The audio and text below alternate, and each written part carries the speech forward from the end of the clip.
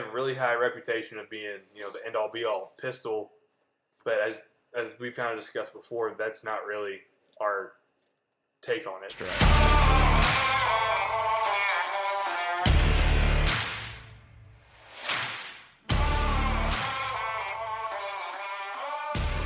Hello, all you outdoor enthusiasts. I'm Hunter. And I'm Hunter. And this is the H&H Awakening Podcast, coming back to you with episode number 3.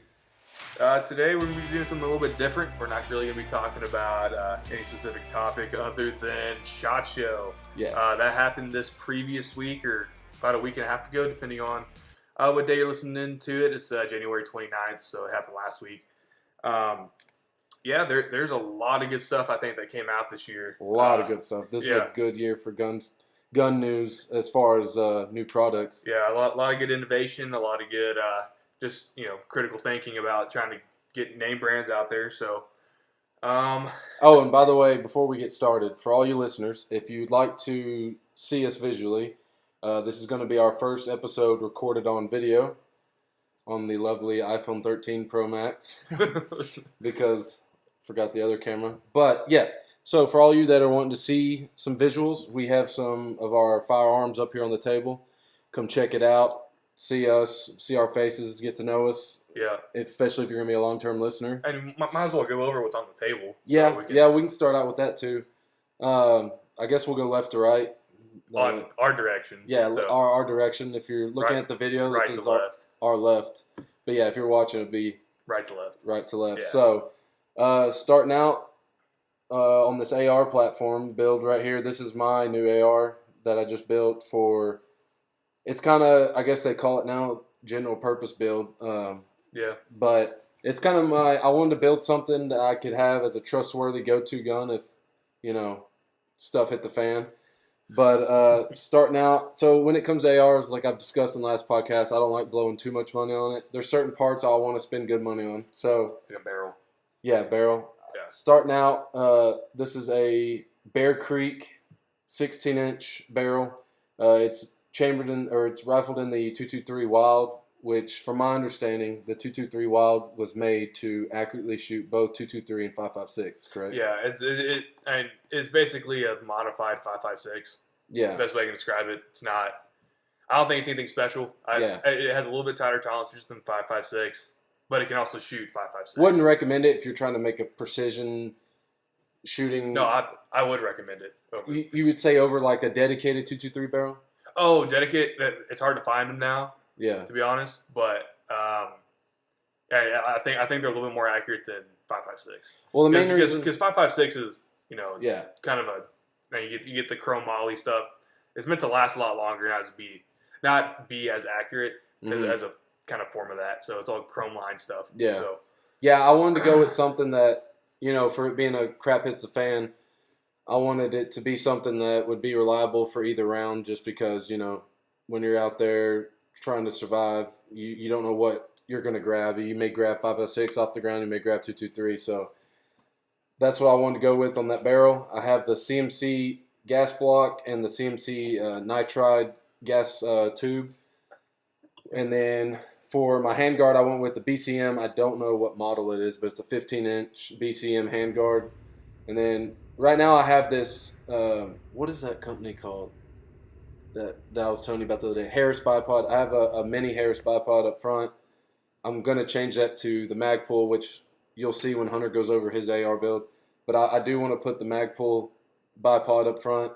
I have the Magpul, I don't remember the model name of this vertical grip. It's like MFG. Yeah, MFG. I have that on the bottom side of it, just a few inches back from the end of the handguard. And then you can't see it in the video, but I do have a QD mount up front that came with the handguard for when I get my sling in. For those of you listening, QD is quick disconnect. Basically an easier way to, if you have to get that sling off of there, it just quickly disconnects. Best way to sum that up. And then, like I said, so when it comes to ARs, they're getting beat up, thrown around. So I usually like Vortex or Leupold, but I got talked into buying this LPVO, which is made by Firefield. It was $150. I've shot it. I have no complaints about it so far. For $150, I would. There's nothing against it. I was pretty impressed with shooting it today. Yeah, I do like the reticle on it. There's nothing that I have noticed that would make me not recommend it. I would recommend it. Which, speaking of, I need to make sure I don't have the battery on, and I do. Yeah, but the thing I like about this LPVO is, one, it's very budget friendly for those of you trying to build a. I don't want to say entry level because to me that sounds like talking down on people. Yeah. Yeah. But for a good starting reliable LPVO, which I'm throwing a lot of terms out here. LPVO is low power variable optic, which is like a mid range optic, I'd call it maybe. Close to mid, yeah. Yeah, they say sub 500 optic. Yeah. But I ran that. The thing I do like about it is you have 3 color options on your reticle. It's black, green, or red, and then you can adjust the brightness. And then it comes with the, what do they call that, a speed ring for the zoom? Yeah, quick lever. Quick lever, whatever. Yeah. For those in the video, the mount came with it as well, which is pretty darn good deal. But if you see it in here, it comes all black. I painted it FDE on the ring and the mount myself. But love that optic. Come down to the charging handle. Cannot remember who makes this. I know it says Springfield on there, but it's not Springfield Armory. It's a ambidextrous, I guess you'd call it, or dual wing charging handle. Extended. Yeah, extended charging handle. I like those just for be able to grab a little easier. You know, stock they're a little small to grab sometimes. And then, of course, nothing special on the upper. It's just a trying to remember Wilson Combat upper. Is it a Wilson Combat upper? It's pretty up there. Yeah. So Wilson Combat upper, and then I have the Rock. It's not Rock Island. It's the Rock River armor. What is it? Yeah, Rock River arms lower. And then for my innards on the lower, I just went with your basic mil spec triggers and everything. It is going to be getting a CMC trigger. Probably the one that's in this gun too. Yeah, probably it's. I do like the flat face trigger, so that'll be going in there. And then of course I run these on all my ARs, which I say all my ARs. I only have one other one, but the Magpul trigger guard. I love that because for those of you who shoot ARs, if you're running the mil spec trigger guard, you'll know what I'm talking about when you're getting that rubbing on your finger. Especially when you're wearing gloves too. Yeah, it tears up your finger.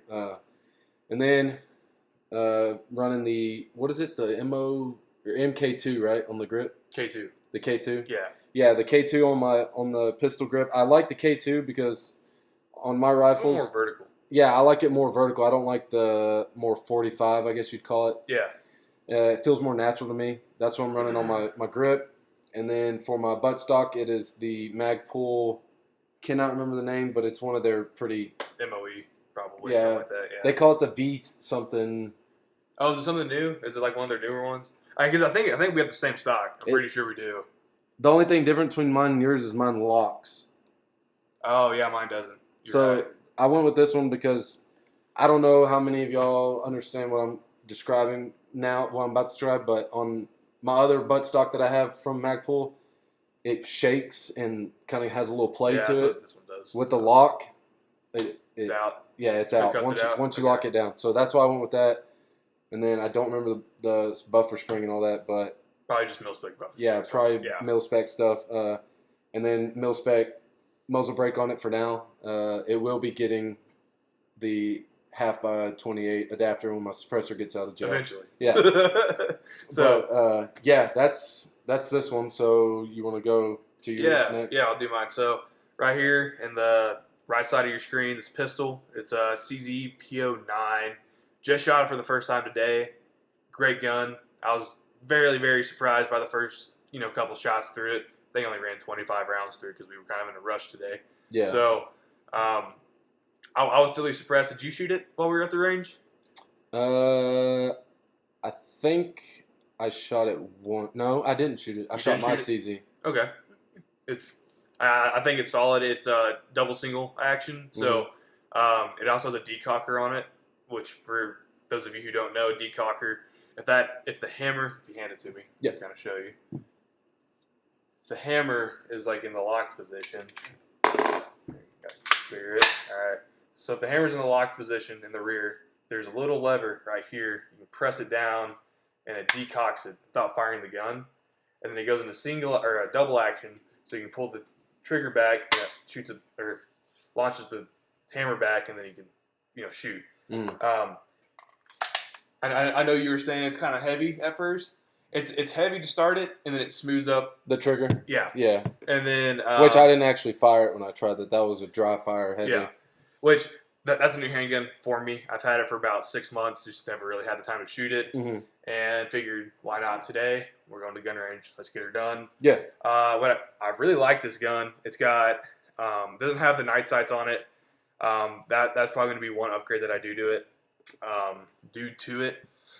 And I might send it off to Cajun Gun Works to do a trigger job on it. I'm not too sure if I want to do that or not yet. Is that who did your other CZ? No, that's a aftermarket trigger. I don't know. It came that way. Oh, okay. Yeah, I bought it used. Oh, yeah, that's right. That's right. I don't remember what trigger it is. So I think it's like Apex triggers. Yeah, I think it has that Apex look to it, like their signature, like flat face, blue trigger. Yeah, it's also 17 round capacity, which is pretty awesome. The full size handgun. P09 is, and that's 9mm. Yep, it is 9mm. So got it for Steel at Cabela's. It was on sale. It was like $450. Oh, sweet! And I had a bunch of Cabela's points, so I kind of got it for free. Sweet. Not really for free. Yeah, but you got it. I spent a lot more money to get the gun for free than I did actually just buying the gun. Yeah, but they make you feel like you're getting it for free. It's what you get whenever you travel for work. Yeah, and you pay for everything on that credit card. You get free points. So yeah, everything that you've owned CZ and I've owned CZ so far has been excellent. Yeah.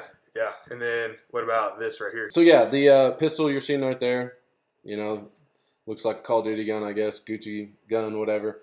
That was the first handgun I got when I turned 21. Got my concealed carry. I've always been a pistol guy, and I basically had same deal kind of with yours. I had some Cabela's gift cards, and I was like, you know what, screw it. They had it. It's the Glock 19 Gen 4. I got it for like $440, which isn't that bad, but I was like, whatever, I'll get a Glock just to say I had one. So I decided I didn't like the finger grooves, which for those of you know, the Gen 4s was the last generation to have the finger grooves. Shaved them down to basically a Gen 5 lower hand or grip, whatever you want to call it. Shaved it down. Then I got into stippling, and I grabbed my dad's soldering iron and learned how to stipple myself. I feel like it's not too bad for my first job. It works for me. That's all that matters. I'm one shooting it, So did a little stippling job. Loved that. And then I decided, screw it. Let's go ahead and start, tricking this thing out, because that was when I was starting to really get into gun builds. So I went with the POF USA slide. I do not remember what model it was. I got it at Preco for like $100 even. Mm-hmm. They just happened to have one on the shelf. Obviously, they're not a big seller of that kind of part, so he was like, screw it, $100. I was like, all right. And then I went with the slide was the next thing I got. So then I went with the, I think it's the TrueFire night sights on top. Yeah.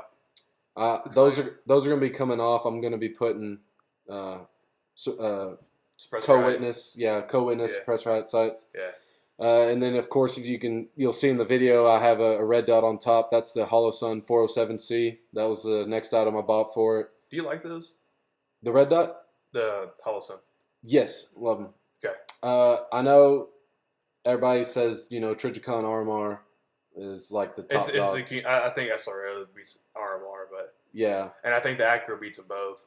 But that's my opinion. But they're for the price. From my experience so I wanted something obviously entry level at the time, because I just bought my first handgun, didn't know what I was really getting into as far as parts and stuff. And a lot of people said HoloSun is the best starter red dot for those wanting to get into it. It's reliable. It's got the solar panels on top, so I've had that same battery in that sight for 3 years now, and never changed it because it charges when I'm shooting it out during the day. I love that sight. And then I went with the Zephyria Precision. I went with their twisted barrel gold because why not? It's a Gucci Glock. Yeah, it's a Gucci Glock. Yeah. So I went with the gold barrel. Makes it look pretty. It's threaded. I don't remember the comp I got. What you're going to learn about me on a lot of my early builds is it was more of whatever I could get my hands on is what went on the gun. Yeah. I'm the exact opposite. I know exactly what I have. That's how I am now. Yeah. But I'm getting more into what I know what I want. But at the time when I was building this, it was just I wanted this thing to look cool and fun to shoot. I think the only gun that I don't know what parts are actually in it, except for the trigger, is my Funny Badger. Yeah. It's my 10.5-inch 5.56.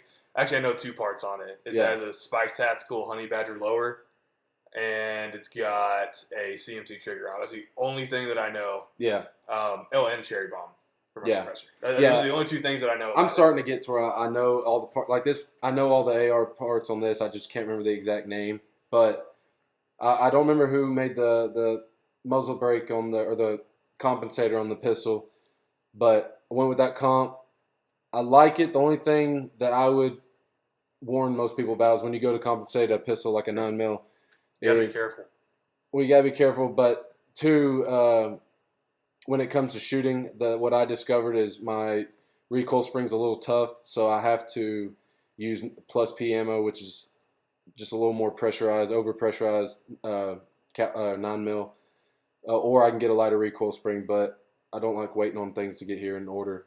So went with that, and then for the light, I went with the Olight. I think it's the PL2 Valkyrie. Love that light. It's about 1200 lumens. I don't know the candelas and all that on it, but puts out enough light for self-defense. I mean, I can light any light's pretty good. Yeah, I mean, any light's good, but I haven't heard bad things about Olight, but I think Olight for me, it has a bad reputation because of. I will say the battery life is not the best. It's not even battery life. I don't think it's like they were paying a lot of YouTubers to promote it. Oh yeah, and it wasn't that great of a light at initially. Yeah, and I think they've upgraded a lot since then. I'm not too sure. I don't have one. I'm happy with my Olights other than the battery life. Will I buy another Olight? Probably not. My next one is going to be a mod light for the AR build that I talked about earlier. But yeah, and then I got stock OEM trigger on there. But that's all for that pistol build, really. I think my one thing against Glocks is the stock trigger. Yes, that's one of the main reasons I'll never buy a Glock again. I know you can change it, but I'd rather have a good stock trigger out of the gate. Like for example, so I've had 2 CZ P10Cs. I've had one that was threaded and one that wasn't threaded. I got rid of the threaded one because I didn't have a suppressor for it. Yeah. There wasn't a need for that. I would say if you're looking for a good pistol that's within the $300-$400 range. If you can find it. Yeah, if you can find them. Atwoods and who is it? Atwoods, which I don't know how big they are. They're a pretty big company. I think they're pretty big. Yeah. Atwoods, if you know what Atwoods is, Atwoods, I've been seeing them pretty regularly there. You can probably find them at Cabela's, Bass Pro Shops. Yeah. I don't think you can find them at Academy. I don't think. No, Academy doesn't. I don't think cares really. Yeah. That kind of thing. Those are just the stores like around us. Yeah, around us. But yeah, if you can, I would recommend going with the CZ. It's basically a Glock but better. The CZ P10OC P10C. or P10C basically kind of came out as the Glock 19 competitor, and I think it wiped the Glock 19. And I've had out better groups out of my CZP. For sure. I say I like it stock, but there's an aftermarket trigger in it. But it has the same spring, so it's not technically stock, but it has the stock trigger spring in it, which has the same feel as the normal. Well, I've shot your P10C with that trigger, and then I've shot mine with stock trigger. They feel about the same. And either one, I'd say is still. I just like the flat face better. Yeah. No, for sure. I just lean that way. I love flat face triggers in all my guns. That's why this one's going to be getting it. But yeah, I would recommend the CZ P10C over the Glock 19 if you're looking into buying a pistol. For self-defense or for just plinking. Sure. But there's nothing wrong with Glocks. They're known to run through just about anything. Yeah. So I don't want anyone on here to start, sending hateful messages. Hateful messages. Glock's the best thing in the world. I'm not saying they're terrible. I'm just saying not for me. I think there's better options out there. Yes, for the same price range. Hey, if you watch, Flannel Daddy, Grand Thumb. Yeah. If you don't, you should. Flannel Daddy. Flannel Daddy, yeah. But he did like a pistol torture test in like mud and ice and all sorts of stuff. Yeah. You wouldn't believe what gun beat the Glock in every single one of them. Wasn't it the Smith & Wesson? M&P 2.0, yeah. Yeah, I'm not a big fan of those, but... I like the feel of them, but I don't like the way they shoot. Yeah. It's just a personal thing. I'm kind of picky. Because I'm not a huge handgun shooter. I'm very picky about what I like. So... See, and that's what I really like is handguns. And you can be my witness, like today was at the gun range, and I can shoot ARs pretty decently fast. Yeah. It's kind of accurate. I mean, I'm not great, but... I mean, our grouping was better. Pretty good than some others. For just trying to get as much ammo downrange as we can. Yeah, it was definitely a mag dump. It was a mag dump kind of day. But it was we had good groupings for what we were doing. Yeah. It was tighter than some of the other... The other people that were there that are actually shooting the same way. So I guess let's go on to the last build. Ooh, almost fell right there. We're going to cut it and start over right there. So we're going to go to the last build right here. It's a build that I did. This is probably about 4 years ago, like right as I turned 21. Mm-hmm. And you can actually buy lowers because for some reason AR lower is classified as any other firearm.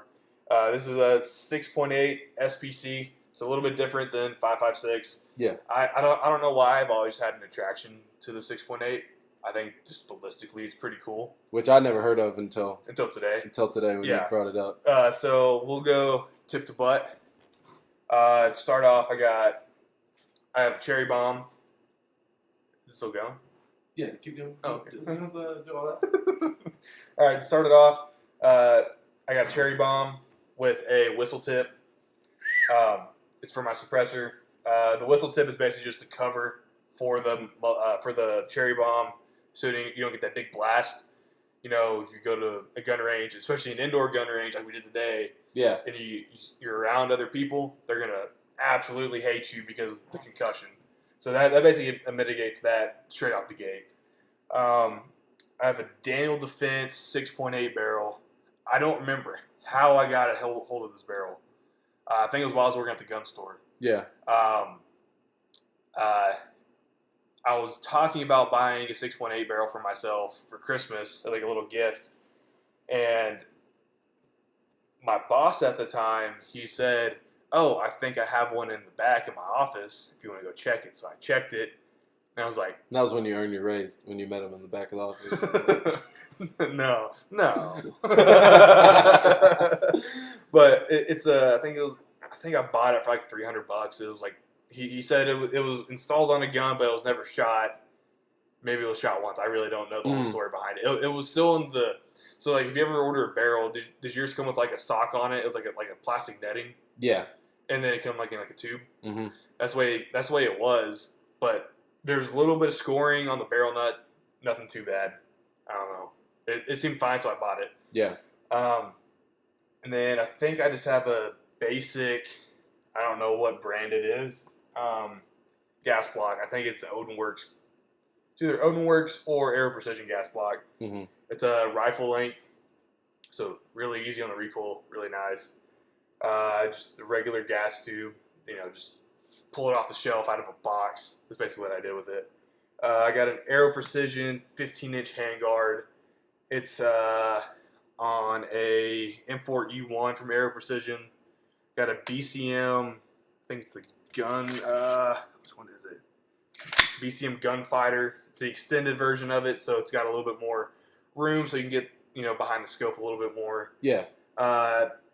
The bolt carrier group, you can't see it's from Aero Precision. I don't know, 6.8 stuff's getting pretty hard to find. It's not super popular around. I'm surprised I can still find ammo decently regularly for it. Let's see, the upper stuff, it's just the basic... assist, forward assist on it. What else is on? Oh, got a CMC trigger on it, 2.5 pound. Don't know the model number of it, but can't beat it. in my opinion. And that's the flat face for those of you not watching the video. Yeah, it's on the flat face. Got the M4E1 enhanced lower that comes with the flared magwell. Really nice, especially for this kind of thing. And then it also comes with a built-in trigger guard on it. Yeah, I've been seeing some companies doing that. It's pretty nice because did you install it yourself? Mm-hmm. Was it a pain? No. Oh, you have the Magpul one, don't you? Yeah. It has buttons on it? No. Oh, it doesn't? It's one detent pin and then one threaded pin. You just go zip, zip. Oh, it's threaded. Okay. The front one's threaded and then the back one's a detent. So the mil spec is just you have to hammer that shit in. Yeah. So I was like, that's a no-go. Yeah, well, that's how the back one is. The back one is you have to hammer it in. The front one's the threaded. Yeah. Yeah, which... And then I think I have an Arma spec lower parts kit. It has an extended button release on it. We'll get some B-roll footage of these so we can kind of show them off a little bit more. Yeah. Then I have an Arma spec safety selector as well. I have it so you can either do it in 45 or 90 degree. I have it set in 45 just for the way that this gun's set up. It's built as a precision-ish gun. Uh-huh. It's not super accurate. We shot it today. I shot a pretty good group with it, but it was more of a testing day because I'm talking about the problem that I had with it earlier. And then I had the Magpul K2 Plus grip. Mm-hmm. I looked at that one. Yeah. The only thing I didn't like about that one versus this one is this one had a rougher texture. Yeah. And this is actually rubber too. Oh, really? Yeah, it's rubber. Oh, I didn't actually feel them. I just looked at them. Oh, you just looked at them? Yeah, and I saw that one had like a smoother texture on the side. Oh, it's rubber. Do you want to feel it? Yeah. Feel my pistol grip. That's very nice. I do like the rubber, but the rubber... It's nice if you wear gloves with it. Yeah. Because it kind of sticks a little bit more. That's what I figure with the plastic stuff, it kind of... If you're running with it, you're going to slip a little bit more. Yeah. But I don't know. I kind of like the rubber a little bit more, in my opinion. I don't have anything against the rubber, but I like a rougher texture on my hand. Yeah. I want it to... I agree. Yeah. It's all based on feel. So yeah, which, you build the gun for yourself. You don't build it for other people to shoot. Yeah. It's the best way that I can describe it. And plus, most men build up calluses on their hands over time, so the texture, okay. Whether you're a working man or just men in general, we build up calluses from various activities. Yeah, I know. So for the stock, I just have a basic Magpul MOE stock, nothing special. Mm-hmm. It's the wiggle one that you don't like. Yeah, I don't hate it. I'm not saying it's bad. Yeah. I like it to when it comes to my stock. I like it to be a little. I think tighter. One thing that I do want to upgrade on this gun though, Magpul makes I think it's called like a CTR stock. The fixed stock? No, it's not fixed. With the adjustable pad? No. Oh. No, it's I'll pull up a picture for you. I'll throw up a picture on the video too. So I feel like I know what you're talking about. It is because that is one of the things on my list. Is the Magpul? They're like precision stock, I guess you'd call it. Yeah. I think it's a PRS stock. I think that's what it's called. The one you're looking at? No, the one that you're talking about. Yeah, with the adjustable cheek riser and all that. Yeah, so the CTR stock. CTR, that's the one I got. No, you don't have CTR stock. Yes, that's what it says on the package. Is it? So let's give it a Google. Sorry, UBR. I was thinking the UBR stock. You're right. You have the CTR because that's it's the CTR. Well, they have it's the CTR commercial spec. Yeah, I want the UBR. I think they look pretty cool. Yeah, and the only thing is like they're kind of expensive. But yeah, here's a picture of it. Oh yeah. Yeah, that's kind of the look that I'm going for. And then the bipod I have for it is a Magpul. I don't know, just the Magpul bipod. I don't know. Yeah, if there's a specific name for it. I think it's just called the. I think it's a pretty solid bipod. One thing that I do like about it, surprisingly, it doesn't swivel. I think all my other bipods swivel. You mean swivel this way? This way. Can it? It's supposed to. It doesn't. Oh, it might. Oh, no, it does. My bad. Yeah, it just has like... But it rotates this way. Yeah. Along the x-axis. Yeah, so that way you don't have to adjust your gun. Basically, you can just do this. But there's a little locking nut It's actually pretty solid. Is that the M-Lock?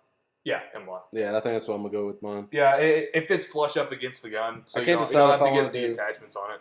You think I should go FDE or black on my Magpul bipod? I don't want too much FDE going because the new bolt carrier I'm going to get, because right now this is the bolt carrier on my other AR. Yeah. That it's a Colt bolt carrier group, but I want to go with the BCM one, and it's FDE. Do black. Think black. I think that'd be good. But yeah. That's Oh, and then the optic. It's a Vortex Viper PST. HST. No, I have the HST. This is the HST. This isn't PST. It doesn't have the illumination on it. That's the one difference between. Oh no, I think this is just the basic Viper. It's a 2.5 to 10 or 2 to 10. See, mine don't have illumination on it either, but it has a knob on the left. It's the HST. The PST is the one that I have in my 22-250. Is that? Oh, okay. But I'm trying to remember. You have the HST. Yeah. This is just the basic Viper. Well, yeah, it says on the top. It says on the top right here. I'm trying to figure out what this is on the side. Oh, it's my zoom. Like the parallax. Yeah. Okay. Yeah, but this is just the basic Viper. It's on a worn mount. The only thing about it, as we kind of saw today, I don't think it was the glass. I'm pretty sure it was the gun range. Yeah. It was all sorts of fogged up. Yeah. I don't know if it was the ventilation wasn't working right, but I couldn't see anything at 100. I think it may just got some dirty mist in the air because we did shoot a lot of suppressed before that, so it may have been kind of floating. Well, this is the first gun we shot with. Even when it wasn't. Oh no, we did the suppressor on it. Yeah. So it may have been from that. But yeah. I know the Vortex have that anti-fog glass in it. Yeah, I know. Yeah. So it may have just been like debris flying in the air or something. Yeah, it was just very dusty. So it wasn't a great shooting experience at longer distances for an indoor range. But yeah, that's pretty much this build. So yeah, these aren't all of our guns, but these are just kind of the ones we wanted to throw out there. I just want to put this one up here as my new build, and then I mean it's kind of a last minute setup. The issue that I had with this gun. Oh yeah. So I brought this gun out to the same gun range. Oh, when was this? This was last December-ish time period, mm-hmm. and I haven't shot it like at the time. I haven't shot this gun in a couple months or so. So I don't know if it was dirty or what, but after the first shot, it didn't extract the round. I hit it like an inch high at 100, and I was like, that's fine with me. It was set for a 200-yard zero at the time, and the extractor ripped out of itself and got stuck in the barrel nut in between like the lugs and the actual barrel. So the bolt wouldn't sit in it, and I obviously couldn't extract the round out of the chamber because the extractor was ripped to shreds. So I ended up getting that fixed. I threw a 5.56 extractor into it. On a 6.8? Yeah, I don't know if that was a good idea or not because we were looking at the cases of it, and it looked like it was just ripping the case up. Yeah, where it necked that? Yeah, really like the rim of the case. Mm-hmm. And I was like, it might be time for not an upgrade. Well, hey, that's why you have trial and error. I know, but it still shot fine. So yeah, no, it did. I shot like probably a little over an inch group with it. Yeah. Like a 3-inch group, but good enough to do the job. Yeah. Oh, buffer system. Forgot about the buffer system. I have an H3 heavy silent capture spring from. Is that the one that's twisted? Like it's all cold? No, it's like supposed to be dead quiet. You don't feel that vibration. Oh, I can pull it out for you if you want me to. It's a little bit different. It's like the recoil spring and the buffer are together. Well, you don't deal with that if you don't want I'll show it to you later. Yeah, I'll throw a picture up on the video too. It's the Arm Spec H3. I think it's like 5.4 ounces. It's not a heavy recoiling gun to begin with, but you shot it today. Yeah, and it had no recoil at all. Fast follow-up shots. I shot that 3-inch group or that 3-shot group in probably about 2 seconds. Just quick shots. It's nothing special. So, and for those of y'all, I don't know if you really care, but just to demonstrate. But what I was talking about the rattle, just in case you think I'm crazy, but so for example, I don't know if you'll be able to pick it up on the mic, but So when this is unlocked, the stock, you hear all that rattle. That's how my other Magpul is. It's kind of has like a little play to it. And then once you lock it down, you just press the lever on the bottom. For those of you watching the video, it doesn't have any more. And that sounds from the whole gun moving. Yeah. The sound you made just heard the gun. If I hold it up, that's the little sound you're hearing. Just other things on the gun, but it definitely. It's gonna sound like we're kind of BSing it because there's other noises happening. Yeah, no, it basically clamps the gun to the buffer tube. Yeah, it makes it a lot tighter tolerance. Which for me, like if I use this hunting, I don't want a lot of rattle.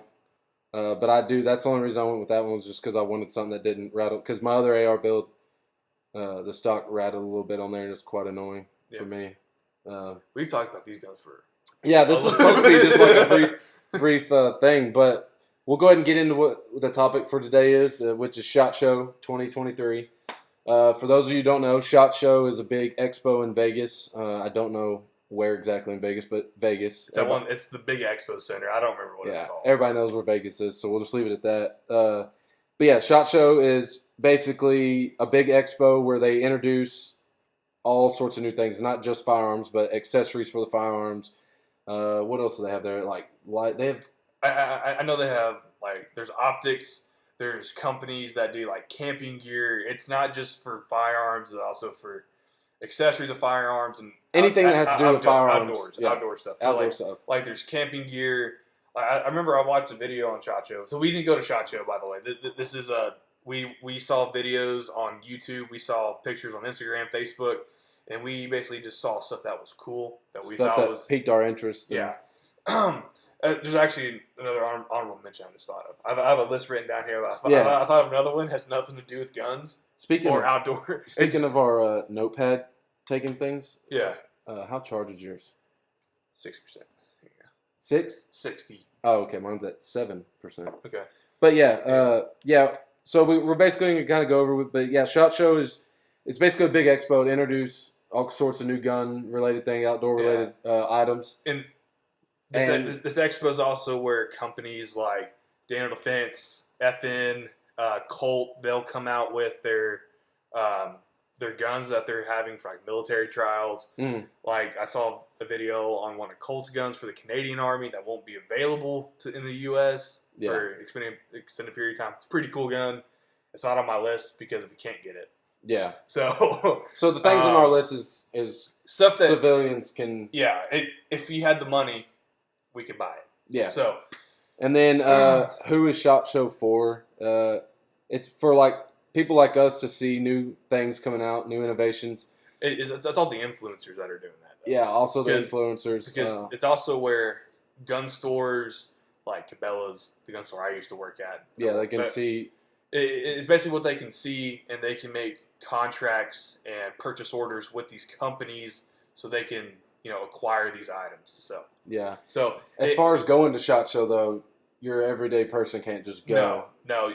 If you don't have any sort of classification for an FFL, you cannot just walk into the place. You have to be, if you don't have a business or an FFL, which is a federal firearms license, which is where you can sell it. You have the proper education, do 4473s. Transfers. You have to be invited. So, we see a lot of the YouTubers that go to these events. Most of the time, they don't have a business. They're just good influencers. They want to get the news out there. It's basically free advertising for... Which we would love to go. These items, yeah. We would love to go. Hopefully one day this gets big enough where we can get invited or figure a way to get there. I have connections. Yeah. So maybe next year will be different, and we'll be having this podcast at SHOT Show. Yeah, that would be really cool. Yeah. So then we'll start out basically kind of going over our top fives. The top 5 guns that we both picked out. We'll kind of do. I guess we can do one after the other. Yeah. So, do you want to start with yours? I know you have. You want to start with your number one? Yeah. I think one of the coolest things to come out. I don't like, really praising certain companies. but I think Aero Precision is going in the right direction. They're known for building or the build kits for ARs. If you go on their website, I'll throw a link down below. We're not advertised by them. We're not anything like that. We don't have any sponsorships. This is just pure opinion. They came out with a bolt gun system where you can build it yourself. Aero Precision did? They did, yeah. So basically you make your own bolt gun, custom bolt gun at home. So they came out with their, what's it called? They came out with the action. I think it's based off the Remington 700 action, so, triggers and parts are pretty easily accessible. They also came out with a chassis system specifically for those guns. So you can get the full firearms if you wanted to. And I think that's really about it. I think it's pretty cool way because besides going to custom manufacturers, you can build a gun at your own home. I don't believe I watched a couple videos on it. I know it was released last year at SHOT Show, but this year it will be in full production.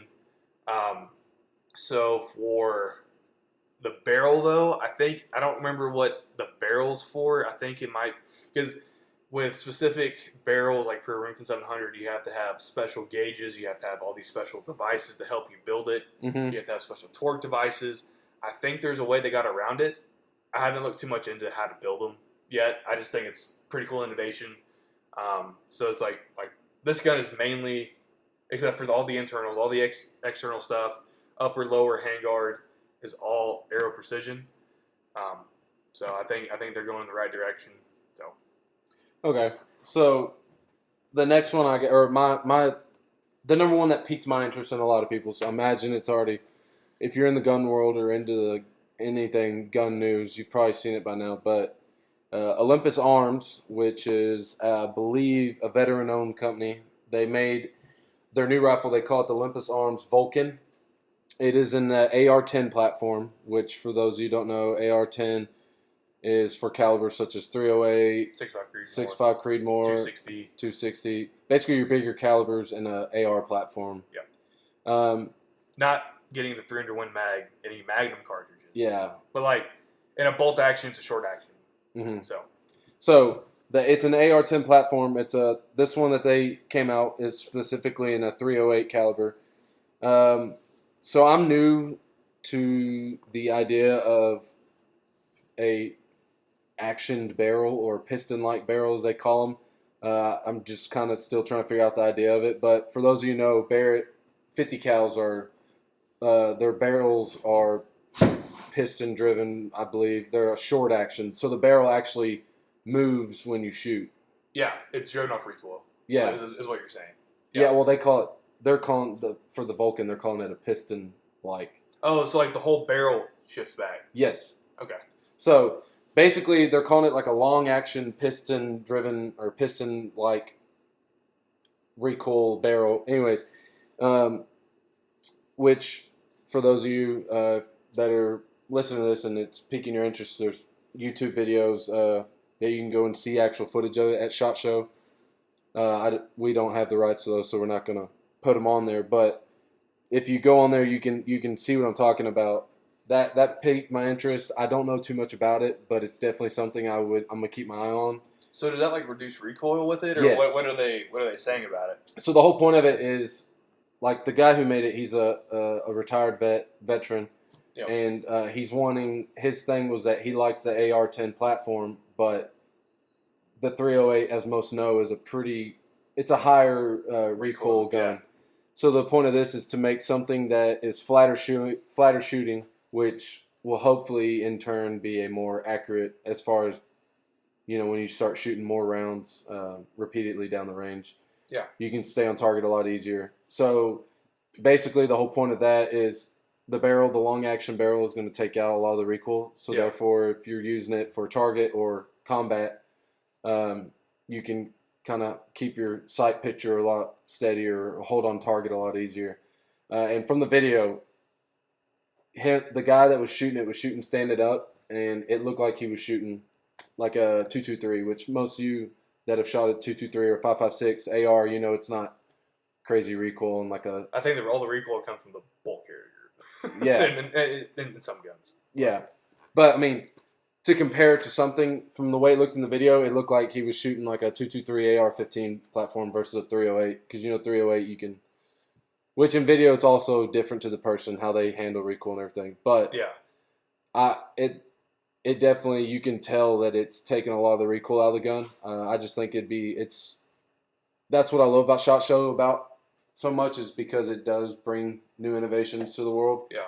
And I think that's a really cool idea. It's, for the most of it, a lot of their parts are going to be pretty proprietary, pretty, specific to that gun. But they said, as far as like the I'm gonna guess like lower, you can still put whatever trigger you want, whatever stock you want, stuff like that. Yeah. So when it comes to the upper, the barrel and everything, that's gonna be more proprietary. But as far as accessories, Do you know if it's still a buffer system or if it's just nope. Oh, nope. so no buffer system. There's nothing back here. So you can shoot it without a stock or a foldable stock. You can have it in the stock. So it's kind of like a MCX. Mm-hmm. Okay. Yeah. So without the buffer spring, that's another thing too, is that you don't have to worry. Like, say there's guys who like to run the foldable stocks, but on a foldable stock you have to obviously have it out to shoot it. This, you don't have that problem. The whole recoiling spring and system and everything is all in the upper, which I'm probably not using the right terminology for how the guy who made it would describe it, but basically all the recoil and everything is being done in the upper. Yeah. And it's a pretty wicked gun. I'd check it out if I were y'all. Look it up. That was my number one that piqued my interest. Yeah. Which would go on to the next one you're saying is what? The next gun that I think is pretty cool. It's only because of the caliber that it's shooting.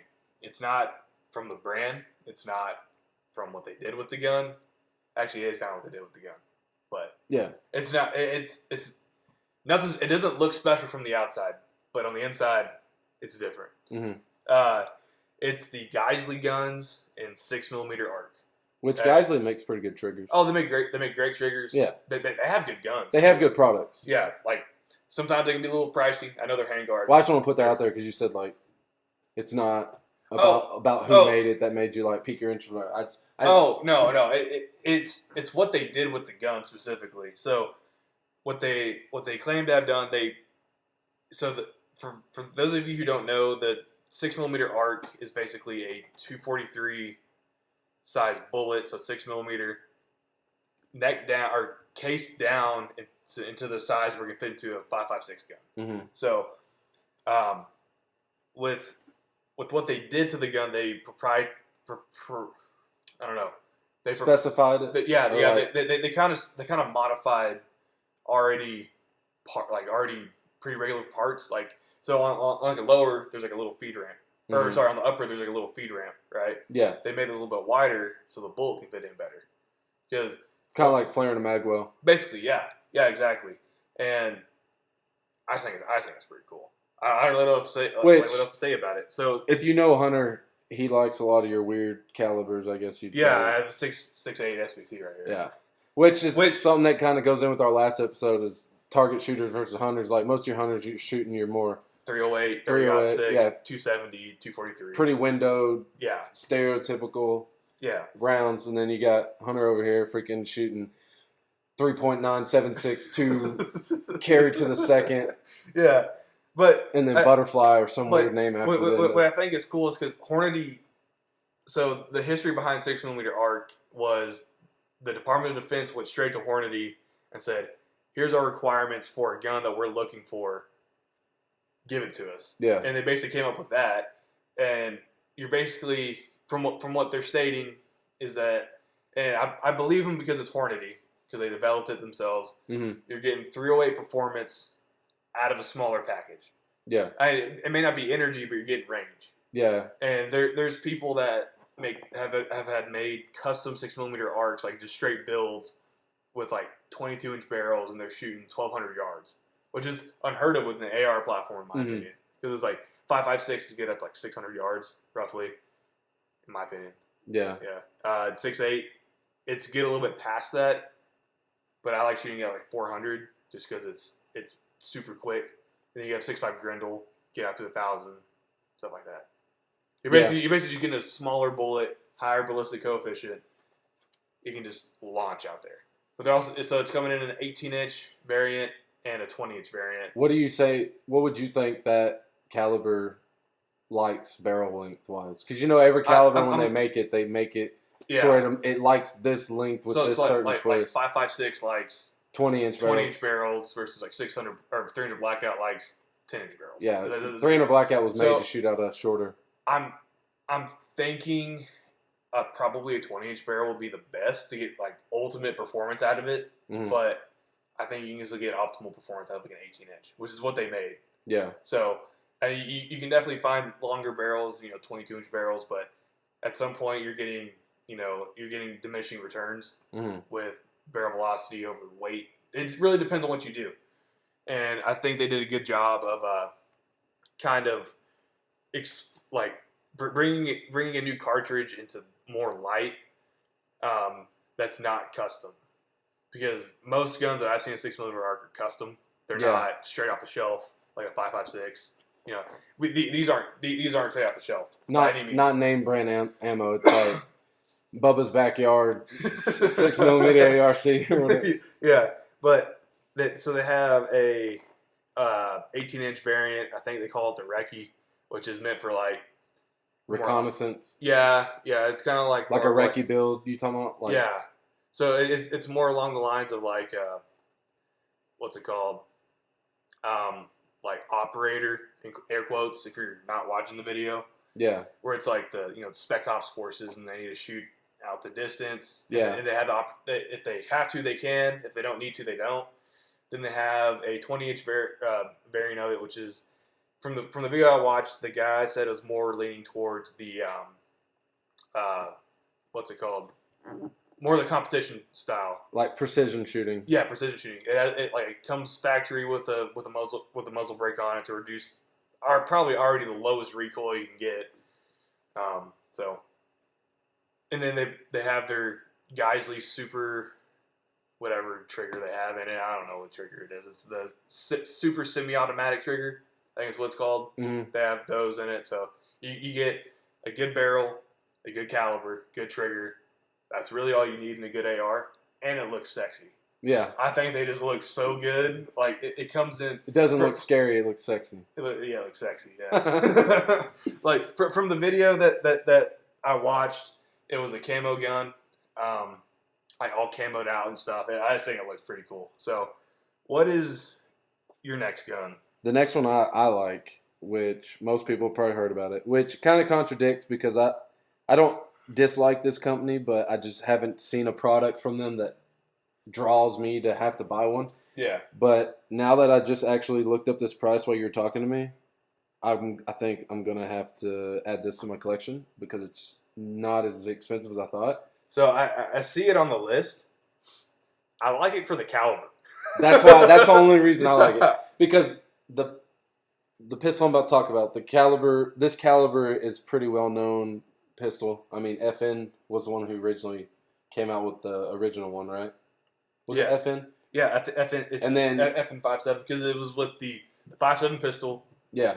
And the P90. P90. Yeah. So, like you heard, it's the Smith & Wesson 5.7, which is what everybody's been kind of talking about.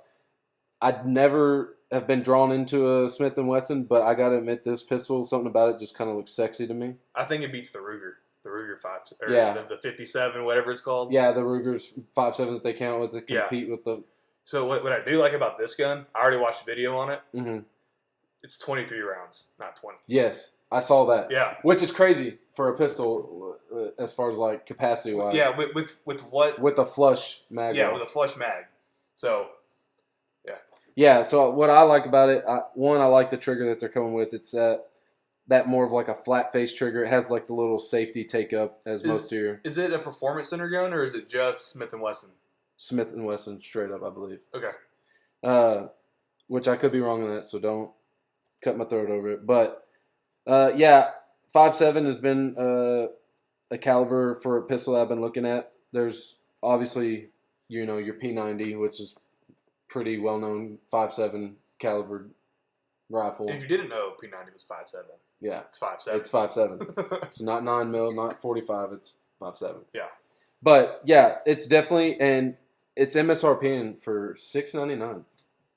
That's pretty solid. Yeah, I was figuring it'd be around 8 at least. I think the Ruger was about 8. Yeah. If I remember correctly, because I think that gun came out when I was still at the gun store. So it's nothing against Ruger. I think they make good guns. I don't like their handguns. I like their rifles. I think they jumped the gun on the 5.7. Yeah. Because it was like at a weird time where FN lost the patent to the caliber, so other manufacturers can make their ammo. Mm-hmm. So that became more readily available for guns. So, because FN used to be the only manufacturer of 5.7. Oh, really? Yeah, now American Eagle makes it, or Federal makes it in their American Eagle line. I didn't know that. Yeah. So it'd probably be a little cheaper too if you went through. It's still super expensive. Well, I know, but American Eagle's usually like a little bit cheaper. Oh yeah. Ammo that you can buy. Also, 5.7. It's known to beat body armor, right? Yeah. Well, I watched a video on the two different, like the law enforcement only from FN versus the blue box, the red box versus the blue box. Mm-hmm. The red box is law enforcement only, the blue box isn't. Mm-hmm. They perform the same. Really? Yeah. It's more of a gimmicky. It's not gimmicky. I think it's... Or the law enforcement's probably like a hotter load. It's a little bit hotter. It's like, I think out of that P90 that the video was shooting, it's like 16-inch barrels, like, I think blue box was like 2,200 per second, and then the red box was like 24. But in the ballistics gel test, I'll throw a link in the video below as well. I can't remember the guy's name. They perform the same, even at the same velocities. Yeah. So it's also known to beat body armor, soft body armor. Probably shouldn't say that in this podcast, but it's a cool fact. Yeah, it's cool. But yeah, for bottom line is that's why it was made. It's something cool and new, you know. Like we're saying that the 5.7 used to be more of an FN only thing, then Ruger came out with theirs. But something about the Smith and Wesson. One, I like how thin it is. Yeah. And two, it just, I don't know, something about it attracts me to it. Definitely going to add one to my collection after I get my 1911 first. Because I know I'm adding that 1911. I might have a gun that interests you on my list. 1911? It's kind of... Platform, or is it 2011? No, it's... Oh, well, we'll get to that. Yeah, we'll get to that. It's not my next gun, but it's the one after that. But yeah, that's the one. I'd probably get it without the thumb safety. Not too crazy. Does it have two different models? Yeah, they have a thumb safety model and a non-thumb safety model. That's it. But yeah, it comes in all black. It's got the white dot sights, not night sights. It is optic ready. That's another thing I like. That's pretty cool. And I believe it was this one. Don't quote me on this, but I believe it was the Smith & Wesson. No, it wasn't. It was the Canik I was looking at. Canik came out with the new pistol, and it... This is their compact gun, isn't it? No, it's a new Target one. But it'll take the blueprint of any optic. Because you know, like some of them are Armar or some of them is... Delta Point. Yeah. Yeah. But the new Canik will take like any... Yeah. But this one is optic ready. Polymer grip. It's let's see, barrel length's 5 inches, no laser, which don't care about that. And then it's got a 10-pound trigger on it. No, wait. 10-pound trigger? No, it doesn't. Why does it even have that on here? See, that's what I was about to say. I read it out loud and I was like, dude, 10-pound trigger, god dang. But no, yeah. And then you can obviously it's got the ambidextrous slide stop, which I love, and then you can reverse the magazine release, put it on either side that you like. That's pretty nice. Yeah, and then the slim thing was what really got me. And then yeah, I mean that was really all about that one that I really liked. Yeah. What's your next one? So in the same world of FN, they just released a new Scar. Oh, is that the one you were telling me about earlier? Tell us a little bit about it. So it's a 5.56 Scar. They're calling it the Scar 15P, which is, I think, pretty cool. It's I think it's a 12.5-inch barrel, 5.56. But that's the only caliber they have in it right now. But what's cool about it is that it has a Picatinny slot in the back, so you can put like the braces that come with like the SIG guns, for example, like the crane stocks that go to the side. Yeah. So you can get one of those. Oh. Yeah. That'd be kind of. That's pretty cool, right? See, I've never really paid attention to FN, but. They have a lot of cool guns. Yeah, which I mean, but a lot of them are military contracted, so they make them kind of expensive. Yeah. Like the SCAR is really expensive. Like I think a basic SCAR heavy, or the SCAR? I don't remember what the actual name of it is. It's about like 1,500, isn't it? Oh, it's more. It's like I think it's like 25. Oh. Yeah, they're pretty expensive. Woo! But and they're very finicky about their warranty program too, because they're not built for suppression, but you can suppress it. Yeah, it's one of those it's kind of a gray area. Yeah, and there's some controversy over it, but I think it's really cool about it that it gives FN the opportunity to do like 300 blackout in this in this platform. So it's a short action, just SCAR light. So you can really put anything in that caliber range in there. You can do 6.8 if they allow it, but as of right now, they're just doing it in 5.56. That's really about it. I think for that, I think it's just I'm just choosing cool guns that I want to own. Yeah, so, I mean that's how I went. I just there was like certain things about them I liked, and I don't know. So SCAR recently came out with a non-reciprocating charging handle. I know that was a big issue with like the first run of them. Mm-hmm. The charging handle on the side, it'll reciprocate. It reciprocates whenever you shoot it. Yeah. They have a new model where it doesn't do that anymore. Did you know that?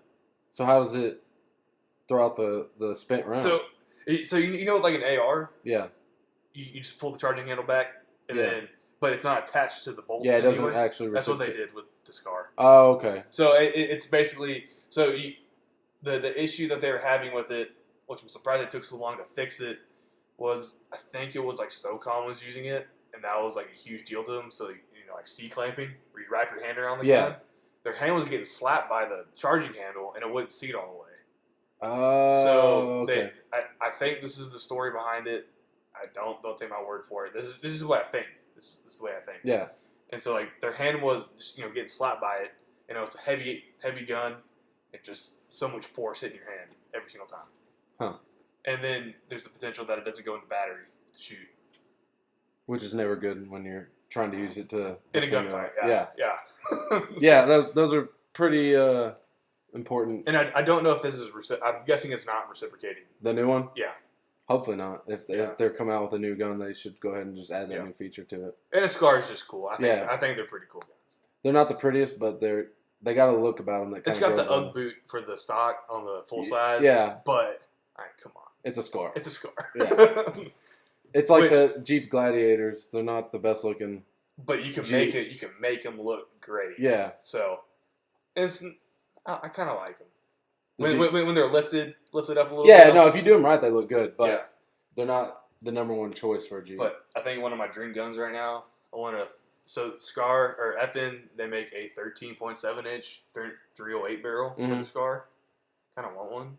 13.7 and a 308? Yeah. Fireball.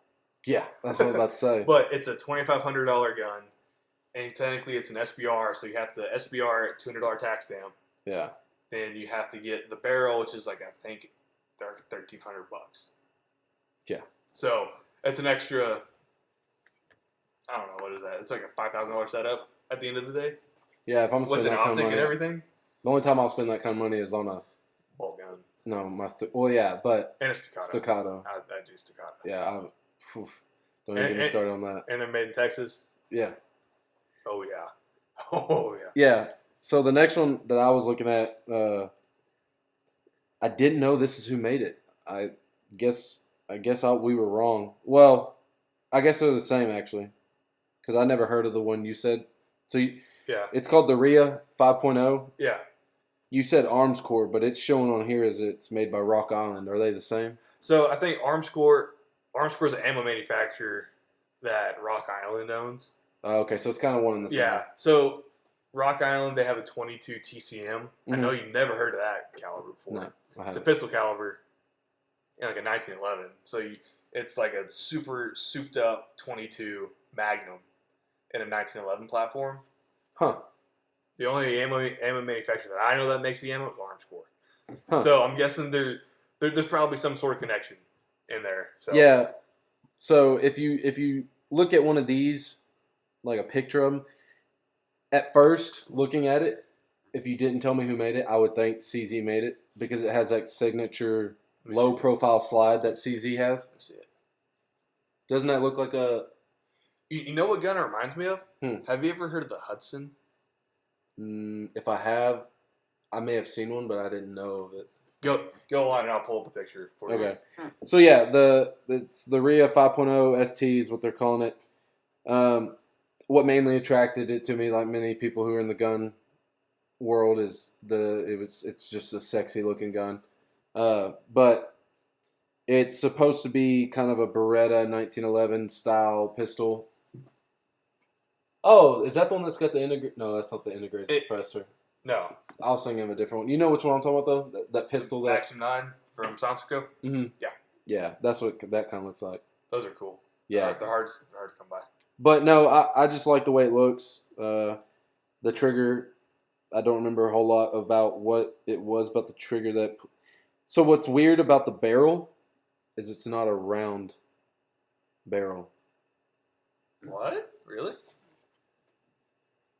Whoa, it's like rectangular. So for those that you can't see, it's like a... We'll throw up some pictures of it. Yeah, it's like a rectangle barrel with like a rounded top. It's not barrel shaped. Yeah, it's not barrel shaped. It's not your typical round barrel. It's like the chamber of like a pistol, but all the way down. That's what it reminds me of. Yeah, it's weird looking. That's some space gun stuff, dude. It's sexy looking. I don't know how reliable or anything really about it. It's a brand new gun, but it looks good. If it comes out good reviews as far as reliability and accuracy, add to the collection. Which it only Oh, never mind. I don't know if I'll be adding that to the collection anytime soon. The MSRP's at $9.99. That's like pricey. It's a little steep. Yeah, a little steep, especially for a Rock Island product. But nothing against Rock Island. Nothing against Rock Island. They're just kind of known for your more budget friendly products. But it's a 4.9-inch barrel. It's a 17+1 capacity. Dang. Which is not bad for 9. Overall length, as far as the slide, back of the slide, the front of the slide, is 8.11 inches. It's only about 1.25 inches wide, which is not too bad. I don't like too thick of a pistol, but that's kind of your like basic. I want to say Glock is close to that width. But yeah, I like everything about it. I'm interested to see more about it. It's got a 4-pound trigger pull from factory. And I don't know what the Armor Series means, but it says it's Armor Series. By a specific thing. Yeah, something with what they make.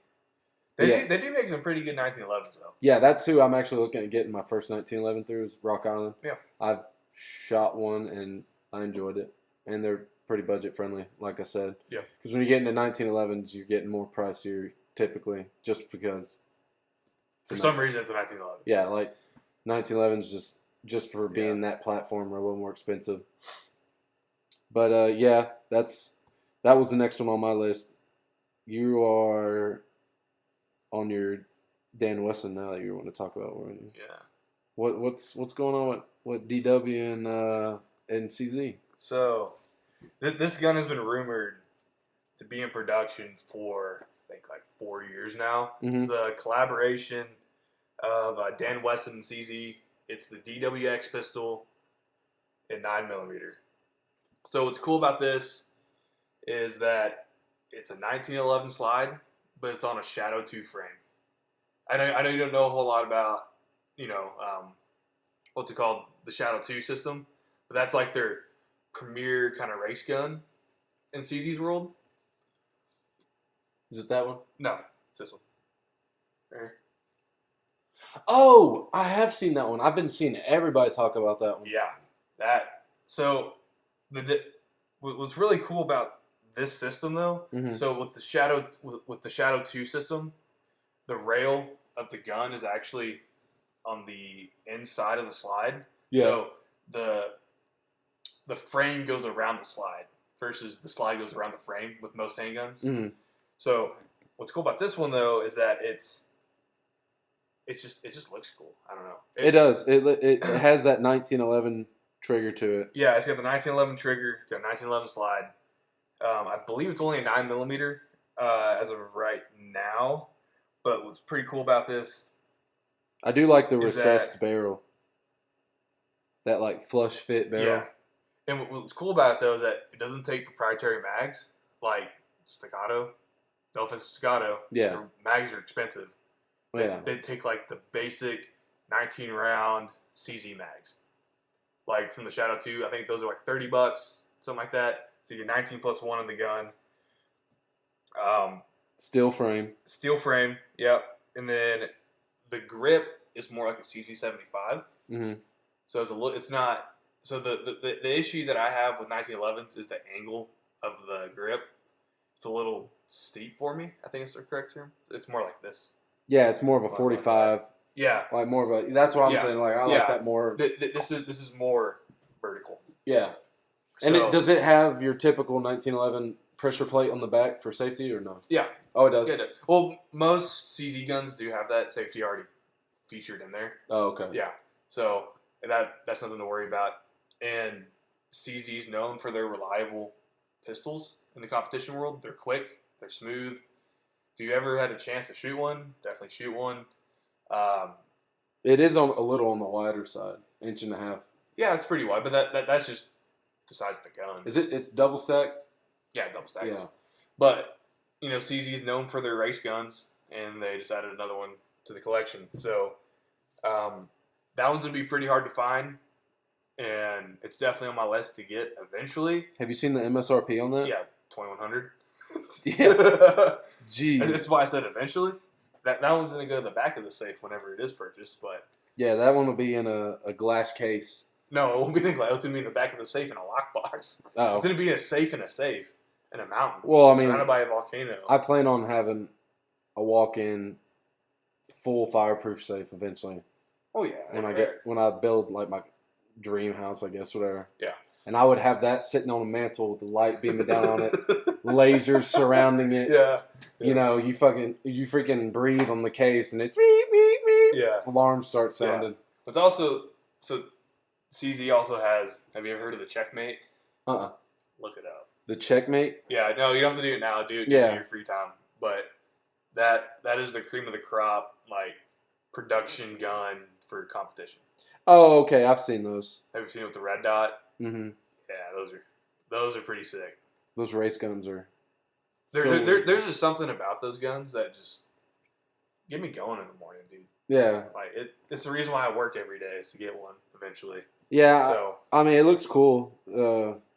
It's more for your range junkie, I'd say. It's definitely. I mean, it's definitely not like a. It's not a range princess because it can be, but you're kind of wasting money at that point. Yeah. Like that. Well, when you got a setup like this. Yeah, and it also kind of like my statement's about to include this gun and the DWX. It's a very specific market that they're going towards. It's not you're run of the mill Joe Blow average person like me and you. It's like you're gonna use this to compete and you want to win. Yeah. So it's higher competition. Yeah. People. And as far as I know of, in like those high class, like super run of the mill, you got to hit every single target. Yeah. In my opinion, the top two contenders are, without getting into super custom stuff, CZ, Staccato. Yeah. So I could see that. And you get your double stack 9mm, low recoiling 1911 that's compensated, has a red dot. Well, I'd say the competition Staccato. Well, Staccatos, their 9mm are 2011s technically. Yeah, technically they're 2011s, but basically the same thing. It's basically, and I haven't competed in forever, but from what I picture the world being right now, in the highest end of the competition world, it's CZ versus Staccato. Yeah, because they make Staccato's got a pretty damn good name for them. Yeah, and these guns aren't light either. They're pretty heavy, so I don't know the exact weight on them.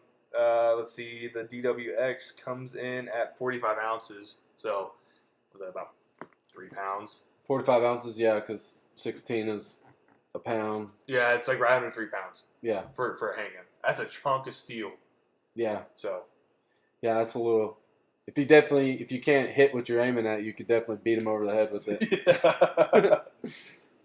Yeah. Let's hope it doesn't go to that, but yeah. Yeah, I mean. And then I think we're gonna go back to the FN world. Yeah, we are going back to the FN world, and I'm trying to look it up because I do not want to misspeak on this. But for those of you who know, FN is known for their FN 509 for the most part, as far as pistols, I'd say. I mean, obviously the 5.57, but most people I see that have an FN have the FN 509. Yeah. Not some sort of variant of it, or the 45 tactical. Yeah, or the 45 tactical, which is a pretty cool gun. So for those of you that know and love the 509 tactical, they are releasing what they're calling the 510 FN 510. I don't know if that's the full name. I don't want to. I think it is 510. Yeah. Yep, they're just calling it the FN. Well, they're calling it the FN 510 tactical. They throw the tactical in all their. Oh, because it's threaded. Yeah, threaded. And it probably has the optic ready stuff on it, right? Yes. No. Yes, it is optic ready. So the FN 510 tactical that everyone is seeming to be talking about, it's a 9mm, or no, it's a 10mm, hence the 510 or the F10 or whatever you call it, 510. Yeah. It's 10mm, double action, striker fired.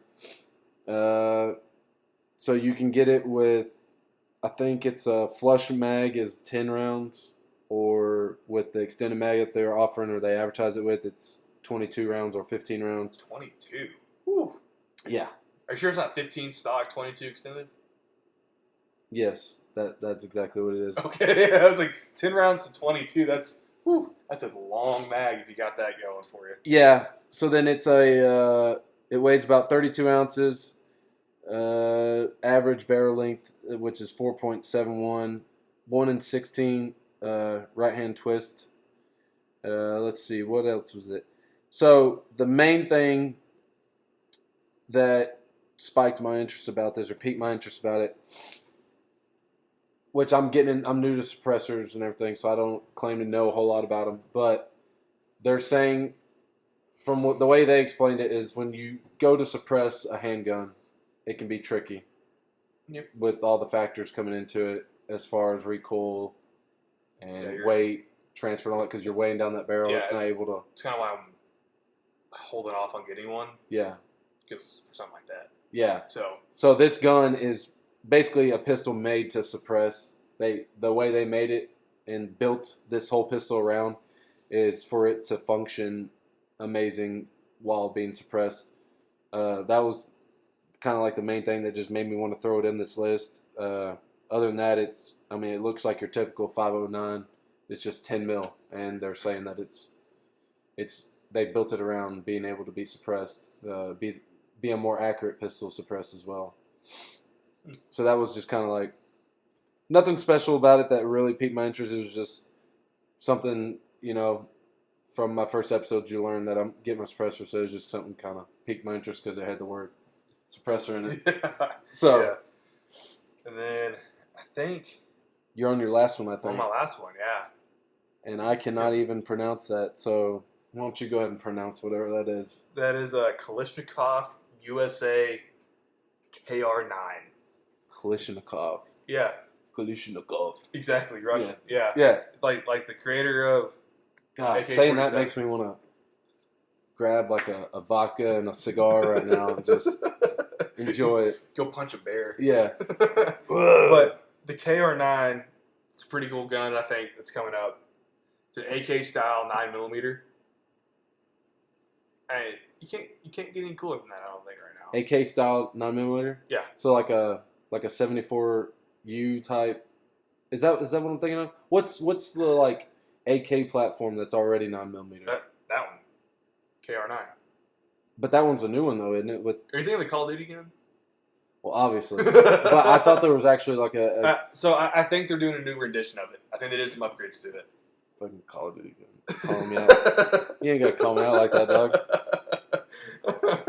But it's I don't know, it's just a cool gun. They're making it more readily available. I know they probably had them in Russia, but they're finally bringing it over to the U.S. on the U.S. market. They're coming out in 3 different variants of it. They're coming out with the rifle version, which has a 16-inch barrel. They're having a pistol version of it and a SBR version of it. I do not remember what the barrel length of the SBR and the pistol version are, but I think they're right around 8 inches. It's all gas blowback system. They're having muzzle brakes put on them.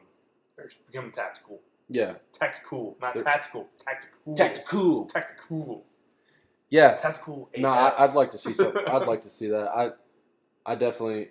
I want to build, or not build, but I do want to add an AK to my collection, AK platform. Mm-hmm. That'd be something that kind of pique my interest. And what's cool about these, they're like there's a lot of different variants of the AK, right? Yeah. So there's like just like AR. There's like the fixed stock, then they have like the under folding stock, then they have like the side folding stock. Yeah. As far as I know, all these are side folding. Side folding. I don't like the under folding. They're not comfortable to shoot. I've never shot one, but I just don't like the way they function. I can get you to shoot one. I have one. I have shot an AK. I don't have one. I know someone that has one. I have shot an AK, but so. It was fixed stock. It's different. Different shooting an AK. Yeah, it's not. It wasn't an enjoyable, like the most enjoyable experience shooting an AK. It's just different. I just want one to say I have an AK. That's kind of. Here's an unliked opinion about AKs. I don't think they're a shit as the fan gun. Oh, definitely not. Not in any chance in the world would I carry an AK over an AR. No, definitely not. But it's like open system versus closed system. I'm gonna take the closed system. Yeah, a little bit more tolerance. I don't know. I don't like AKs for shit as fans. I just want one just. Ammo's super available. Yeah. But you shouldn't be trying to find ammo in a shit as fan situation. You should be ready to go. Well, yeah, but I mean, eventually you're going to run out of your supply. Oh yeah, eventually you will, but. Or if you get in a firefight, you need to grab whatever the guy next to you has laying on the ground with. You just need to grab his off the ground. Pick up the gun. Yeah. Well, that too. Yeah. But, yeah.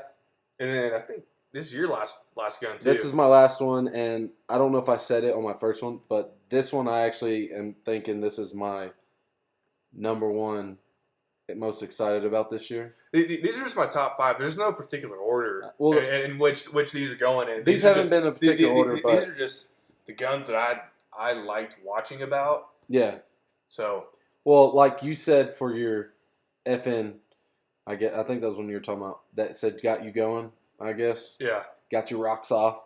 That's what this gun right here did for me. So I'm obviously, like I spoke about in our last podcast episode, is I'm more of your bolt gun, lever action guy. Well, POF USA, which is who made the slide on my Glock, just came out with a new lever action, and it's a pretty wicked looking gun if you see it. It's a lever action, chambered in 9mm, and it has, let's see what the specs are. It's a 16.5-inch barrel. The whole gun weighs right at 5 pounds altogether, or 5 3/4. It's pretty light. Yeah, and it's comes with a 10.5-inch rail. It's kind of exposed on top. Don't know what the whole point of that was. Lighting it up. Yeah, I mean, it's not my favorite about it. It looks cool though, and the stock does have, I think that's a Magpul stock that they put on it. Yeah. It looks like one of their shotgun stocks. Yeah, the SGA something. It's one of their shotgun stocks. But I just think it looks cool because it's a 9mm lever action. I mean, what more do you need to hear to? It's pretty cool. Yeah, it's a pretty cool looking gun. I wouldn't use it. It wouldn't be like my go-to self-defense gun or anything. It's more of a fun plinking gun. Yeah, I mean, there's no real world use for it for me. POF is a good brand, though. Yeah. They make some very, very nice high-end ARs. Yeah, I like their slide that I put on there. I haven't had any problems with it. Mm-hmm. But yeah, no, it comes with the M-Lock handguard on it. And the trigger is a non-adjustable design. That's the only thing I don't like. It is a flat-face trigger, but you can't adjust. Well, it's a lever gun. It's not going to have that heavy pull anyway, though. Yeah. So. But, yeah, the looks of it is mainly what got me. It does come with a dual port muzzle brake on it, and then it comes with what they're calling the XS Ghost Ring sights, which I think is more of like your typical circle in the back with a white dot in the front. Yeah, it's something I definitely would like to add to my collection. It does come in FDE, which is also another thing I'd like to add because you're hopping into the 50 Shades, bro. You gotta be careful in that because you can't be picking and choosing. You just gotta go with it. Yeah, because each. So for those of you who don't know, each FDE manufacturer is different. Yeah, it's like a couple shades different. When you put it all together, it looks pretty cool. It's like the FDE scars, for example. They're different variations. They're all different colors. Yeah, but that's because you're mixing metal with plastic parts, and you can't get exact color. Yeah, the way it kind of sits on each other. Yeah, because the metal parts are anodized to look like that, versus the plastic, you mold it. So that's why the 50 Shades of FDE is kind of a popular meme in the gun world. Yeah, because there's never one specific color. I mean, you can get pretty close, but it's not going to be exact. I know with certain lots at certain companies, the color's even different within the same company. So there's no exact science, but I think that's a pretty cool gun overall. So 20 rounds. Is it a Glock mag or is it a proprietary mag?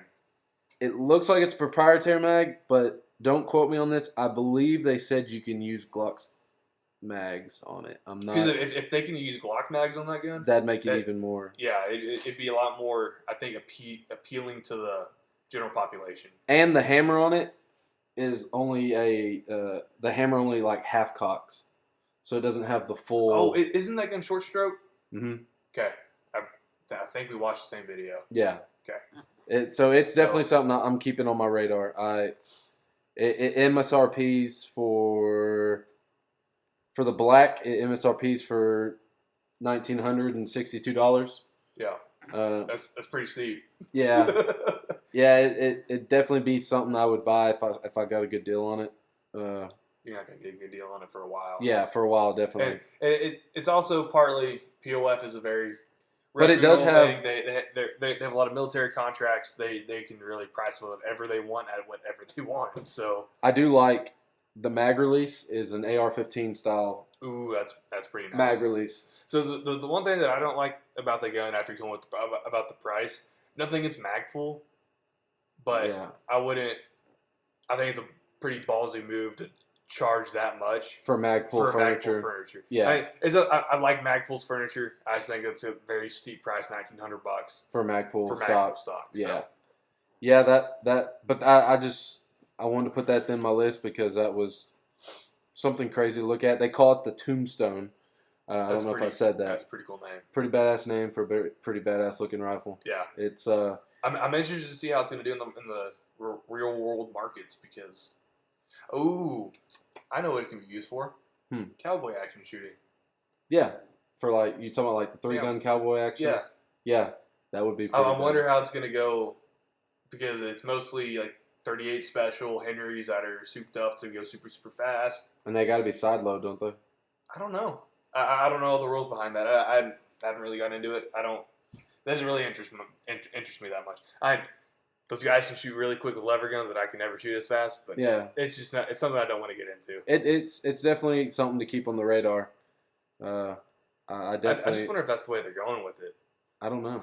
Tactical cowboy action shooting. Well, they advertise it as almost like a snake charmer or something Oh, okay. Oh, I guess you could run snake shot. Yeah. Through that gun. Yeah. Yeah, it'd be something. Yeah.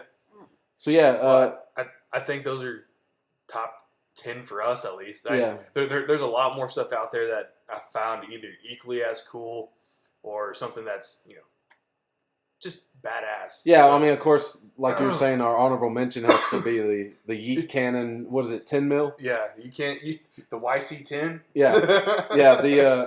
For those of you who don't know, the Yeet Cannon is made by the almighty High Point. High Point. Which nothing is High Point, but it's a meme gun. Yeah. At this point, they literally named a gun Yeet Cannon. Yeah, Yeet Cannon. But there's a funny story behind it. So they had. That was right after Noveske came out with the Ghetto Blaster. The Ghetto Blaster? Ghetto Blaster, yeah. Ghetto, like Ghetto? Yeah. I'll show you the gun later. Ghetto Blaster. It's a very ballsy name. I know. So Noveski came up with the Ghetto. This is going off completely off topic from SHOT Show. Noveski came up with the Ghetto Blaster. It's like, I think it's like 8-inch 300 blackout. Yeah. Pretty cool gun. It's a collaboration with Q. So they have like the Honey Badger stock on it, all this other kind of stuff on it. It's a pretty cool gun. But they came out with it, and law enforcement agencies weren't picking it up because it's a Ghetto Blaster. So they had to name it like NX4. Yeah, it doesn't look very good when a law enforcement officer's using a Ghetto. And yeah. But if you ever find one, I know one person that's getting one right now, like an SBR version of it. That's a sick gun. Really? Yeah. The Ghetto Blaster. Yeah. Yeah. But the history behind the name of it, the guy who owned Noveski, I think his name's John Noveski. Pretty sure that's his name.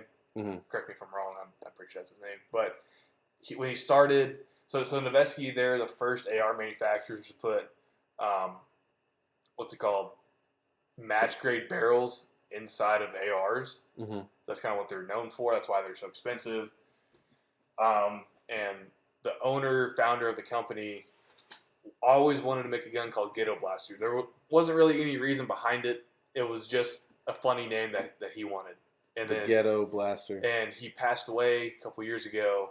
So it's kind of like an honor to him. Yeah. So, which is probably, I think it's one of the coolest names for a gun. Yeah, it's I can see it being a very controversial. It's very controversial, but it's like Honey Badger or, any of the Q guns. Yeah, just kind of weird, oddball name. Yeah, like they have a suppressor called El Camino. Trash Panda, Jumbo Shrimp. Yeah, I know about those. Yeah. They're always like weird, just... Yeah, but anyways, going back to the Yeet Cannon part. So right after they came out with that gun, High Point came out with a new pistol and had a name drawing contest for what the name should be of the gun. And the winner was Yeet Cannon, but they didn't want to choose it, so they chose something else, and they got huge backlash on it. And they ended up calling it Yeet Cannon, and it kind of just got birthed from there. Huh. Yeah. Yeah. But I think it's just a funny gun. It's a funny gun. I do like the... And it's because of the caliber. 10 millimeter is such a powerful caliber. And such a cheap gun. Yeah. Like, there's no way to beat around the bush. They're on the cheaper side. Yeah, they bottom. Nothing wrong with them. Nothing wrong with them. Just it's not my cup of tea. Yeah, not worth investing. No. Money in. No. Unless you need something, quick and easy. Yeah, something you need to just use and throw away. Yeah.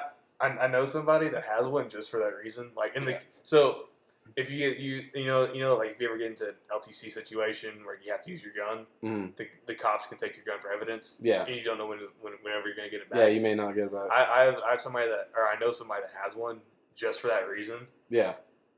Yeah. Throwaway gun. Yeah. You want to quickly just kind of go over the accessories we saw? I mean, we don't have to go totally in detail. Yeah, I know we've been running this for a minute. Yeah, it's not so. With this list, it's not just accessories; it's kind of just oddball anything. Thing. Yeah. So the one big thing that stood out to me was the 8.6 blackout. It's the big brother to the 300 blackout. Excuse me. And it was made by the founder of Q, who also kind of renditioned the 300 blackout from the 300 Whisper. He kind of made it more optimal. There's a whole story behind it about why that's there. But it's basically a 338 bullet in I think it's a 6.5 Creedmoor case. So it's same bolt face for whatever. So it's gonna be pretty easy to manufacture other guns for. But as a heavy bullet going subsonic, and what I've seen of it, I've seen videos of people making the Wildcat version of it. Basically just making ammo themselves, making the guns themselves, and there's people shooting at 300 yards pretty accurately, which is with the 8.6. Yeah, at subsonic. Damn. Which you can't really do, and you can definitely do it 300 blackout. There's videos of it, but it's not as reliable. This is actually pretty flat because it's such a heavy bullet. It has such a high BC. It's keeping its terminal velocity a little bit longer at longer distances. But it's a collaboration between Q, Faxon Firearms and Guerrilla Ammunition. So they've been working on this since I think 2018. I think is when I started hearing about it, or 2019, something like that. And they finally released it. Yeah, they finally released it. It hasn't met SAMI specs yet, so it's not going to be as readily available, right now. But it's if it's going to see popularity like the 300 Blackout is, it's going to come out pretty quick. And from what I've heard, it's not going to be super expensive ammo either. Like, it's a 338 bullet, so it's going to be pretty expensive, but it's not going to be like $60 a box. It's going to be like 40, 30, 50, somewhere in there. So kind of like your average specialty round, I guess you'd say. Yeah. Like 300 Blackout's pretty expensive, especially when you get the subs. But what is your first one? What did I write down on here? Mastec. Oh, yeah, the Mastec. Yeah, I mean, not much I know about it or can say about it, but basically they're making it specifically for the LPVOs, like I have in my AR, and it's a scope mount and a optic device all in one. As far as you can't use it alone, standalone. You have to use it with an LPVO, from my understanding. But it's basically a scope mount, and it comes up, and what it does, which don't take my whole word on it, but basically it allows you to, one, it has like a digital magnification on it. Should look at the camera. Huh? Should look at the camera. I already know this device. Oh. But yeah, so basically, if I remember correctly, it does have like a little bit of a digital enhancement on the zoom, but the main part of this, I think they kind of aimed it towards military use, but it's going to be for civilians. It's a funky looking device, but what it'll do is it has built-in rangefinder. Okay. So therefore you'll be able to, find your range or range find when you're using your LPVO, and it automatically adjusts to the range for you. Really? So when you pull up and you're aiming at your target or whatever, it'll scan how far that target is, and it automatically adjusts your reticle, and then it'll illuminate. So say you're aiming at something at 300 yards, it'll adjust the reticle automatically for you. Yeah. Like within the sight, and then on your reticle that's inside your sight, once you set it up, have it all lined up, it'll highlight where to aim for. Say you're aiming at 300 yards, and then something pops out at 400 yards, whatever, it'll tell you where to move up on your crosshair. Is it only for LPVO, or can you put it on higher magnification stuff? From my understanding, it's LPVO strictly. Okay. That's the point of it. Because, LPVO, for the most part, is like a mid-range, quick pull up and shoot. So it's like I need as much information as I need as quick as possible kind of a thing? Yeah. Okay. So say, you're using your LPVO and then goes out the distance a little bit, you can pull up and it automatically boop, boop, boop. Okay. And you shoot. But yeah, Mastec Industry makes it, or is manufacturing it, but it's actually going to be sold through Magpul because Mastec has like a contract with them. So it'll be sold through Magpul. They haven't released anything as far as like the price, but they're calling it the Mastec X4 Fire Control System. It is made for LPVOs specifically. So it'll come with its own mount and everything. Your LPVO will just mount to this device. And it gives you, so it says their highlights of what they're saying is real-time customizable ballistic calculator with environmental and inertial sensors. So it takes in account for everything, humidity, all that for you as you're shooting.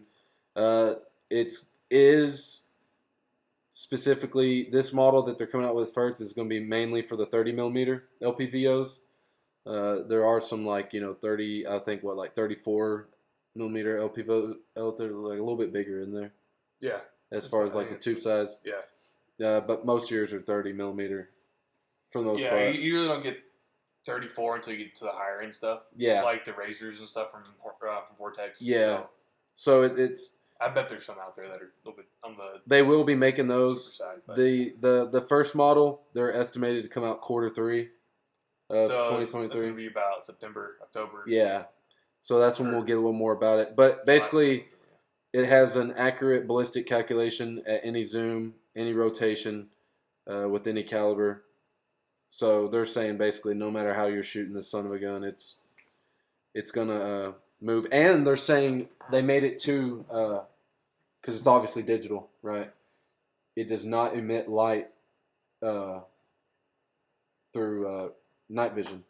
Like IR, it doesn't have like an IR. So, you're out military use and someone's scanning looking for you with night vision, it won't light up. Oh, so like the laser designators or something like that? Yeah, none of that will light up. So it's obviously civilian use. That's not like a big worry, but when it comes to the military aspect, but yeah, it's crazy. Something to look forward to. I don't know a whole lot about it.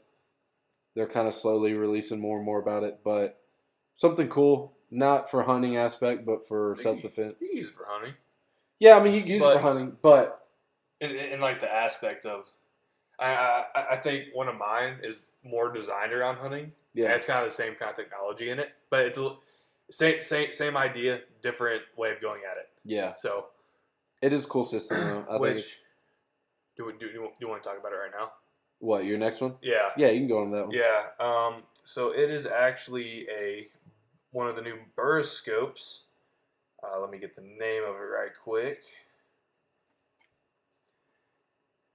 And it's actually a pretty interesting scope. And it's a chunk of a scope, don't get me wrong. But it's I'm trying to find where it is.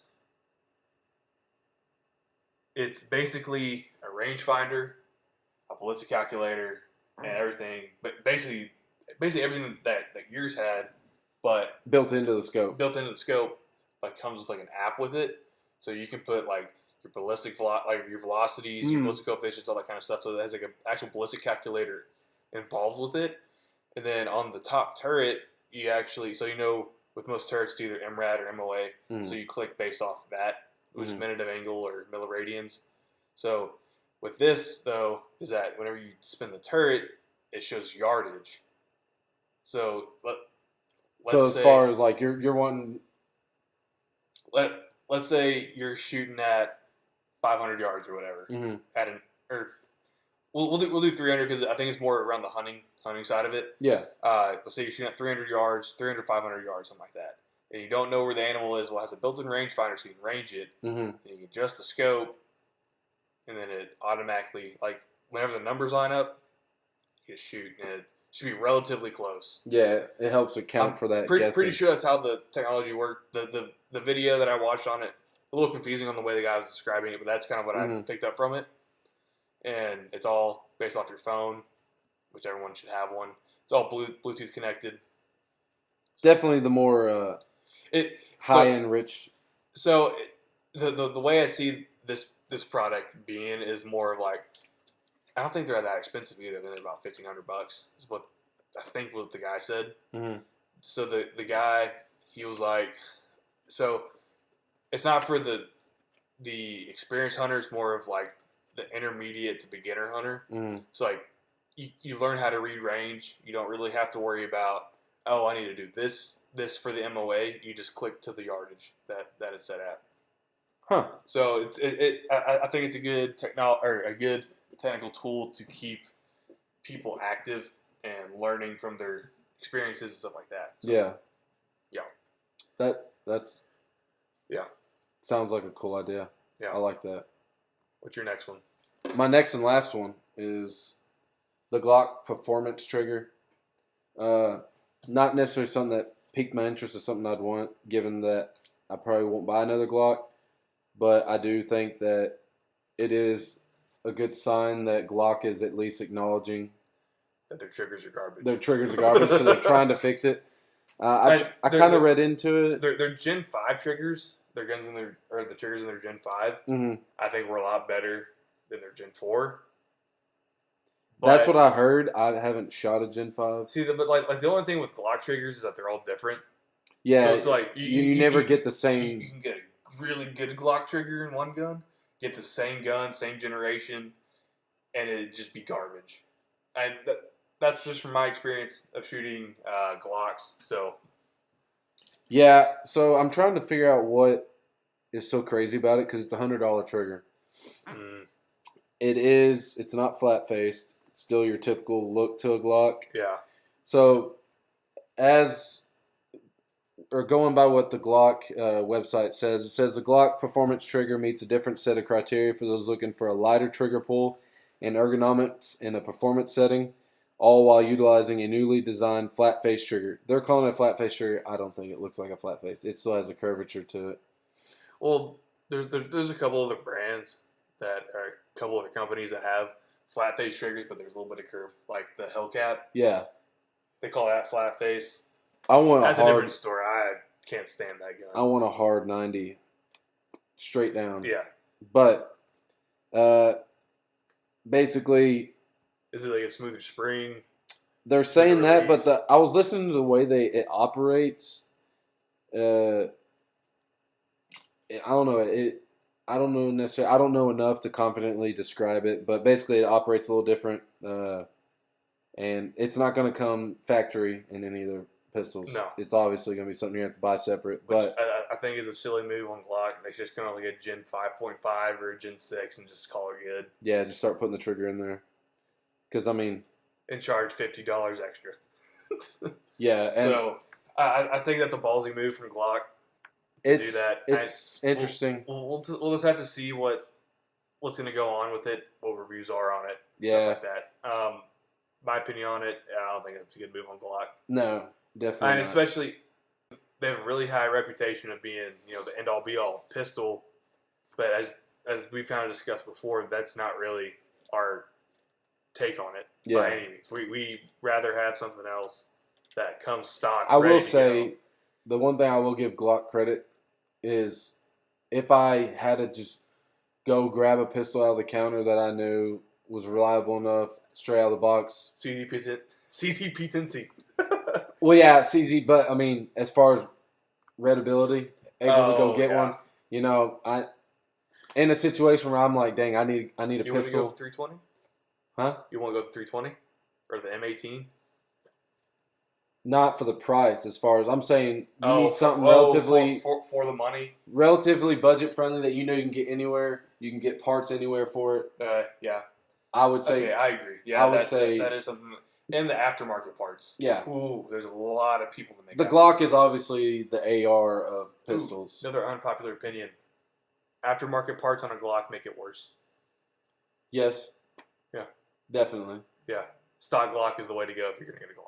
Yeah, if you want something change the sights out, put a red dot on it. It doesn't necessarily make it worse. It makes it more unreliable. Yeah. That makes it worse. Well, for self-defense, necessarily. But I mean, if you're wanting it for more of like an accuracy type thing. Oh, I think there's. But yeah, no. If I was going to run a Glock for self-defense everyday carry, I would leave it bone stock. Yep. They're really reliable that way. Put a flashlight on it. Yeah. O-light, stream light, Surefire, anything. Something that'll illuminate what you need to illuminate. Yep. But yeah, that's all I have really. Anything else that piqued my interest? You want to kind of go over? Yeah, I've got two more. One of them, I think is probably the coolest thing that came out at SHOT this year. It's not even a gun. It's that the new Holosun hybrid thermal sight. That was actually pretty. I know. I saw a video of it on Instagram. I don't remember which person posted it, but I was like, that's cool. I don't know the model of it. I don't know anything else about it. I just saw one video of it, and that's it. I think. And that's the thermal where it's like a holographic sight, but it only so with thermals you get heat signatures from an animal, a bird, and then the trees, and then the ground's all different heat. This and just stuff. outlines the animal or the person you're looking at. Yeah, I don't know the technology behind it, but I would guess that. I think what it does is it highlights anything moving. Maybe higher. No, I wouldn't think it's moving. I would guess it has a certain threshold it has to hit. Yeah, and then it as far as heat. Yeah, so because humans are 98 point something degrees, or 97 point something degrees. Some of us are hotter than others. Yeah. But yeah, and then the last thing I got is the Mirror Safety CM6. If you're into gas masks and being tactical and stuff, that's so Mirror Safety, that they're known for their tactical mask. Their CM7 is their more broad, or the more shooter friendly one. You get a better cheek well on guns and stuff, so you can actually aim on the sights. Their CM8, I think it has a bigger field of view, mm-hmm. and so they basically combine the two attributes to it. So you get a good field of view and you get a good, cheek wall. Yeah, I'm wanting to start getting into like more doomsday prepping stuff as far as masks. Doomsday prepping, yeah. Yeah, and like plate carriers and all that. Yep. But I definitely think there's a lot more interesting things out there that SHOT Show is just so big and crazy. Yeah, and you can't cover everything. SHOT Show it's an industry event that every major it's not even major. It's like there's small companies there. Yeah, that they do one thing. The show itself is just what's so major. I saw one where this company's making like old school but modernized like shotgun parts. Mm-hmm. So like you get let's say a Mossberg like 590. They have like wood pumps and wood stocks, but they're all tactical now. So they have like M-lock sections, QD slots, all sorts of stuff. So it's like a retrofit. Yeah, it's a retrofit. Yeah, which is I think pretty cool. I didn't think it was cool enough for this list, but I don't know, somebody else might think it's pretty cool. Yeah, but there's a lot of stuff that wasn't discussed. We've kind of gone on tangents about stuff, a lot of different things. Yeah. If you're listening and you like this conversation, what did you find interesting at SHOT Show? Yeah, I think especially YouTube viewers. I know. I don't think like Spotify and stuff you can really comment, but YouTube, definitely leave a comment. Let us know what you think was interesting. Yeah, and then I think we're gonna be starting social medias here pretty soon. Yes, we are in the works of getting some stuff on Instagram and Facebook and Twitter. Are we gonna do Twitter? Probably not Twitter.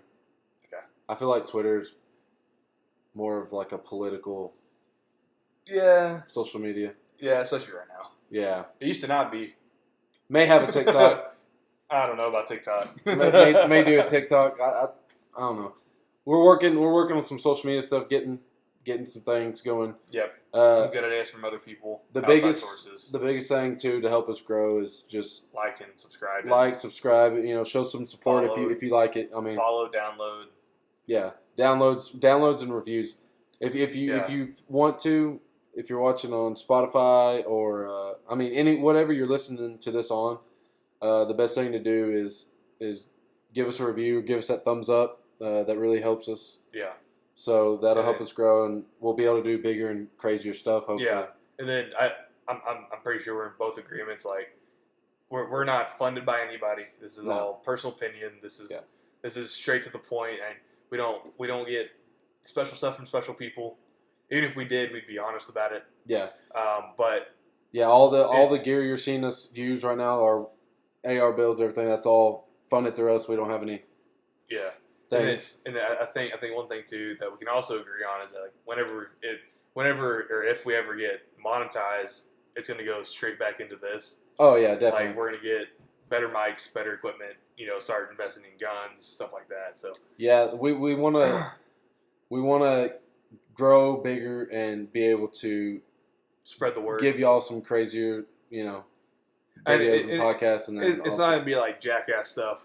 We're no, but we'd be able to do bigger and better things. So we can get a camera, go on hunts, review, take time off of work to do these kinds of things because I've explained it. This isn't our thing. Like, it's not our main source. Obviously, we're brand new to this. This is a hobby. This is more of a hobby thing. But if it kicks off getting really popular, I'd quit my day job for this. Yeah, if we started becoming like Demolition Ranch style, which he's not a podcast, but like that style of life, definitely would be my main. Yeah, but we are going to be careful on YouTube though. Yeah, I know there's some.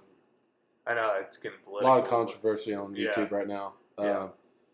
Which may or may not get taken down for this video, but we're not doing anything. We're not doing anything wrong. Crazy, yeah, but they just kind of YouTube has been striking people left and right. A lot of gun channels right now for unknown reasons. Yeah, I guess.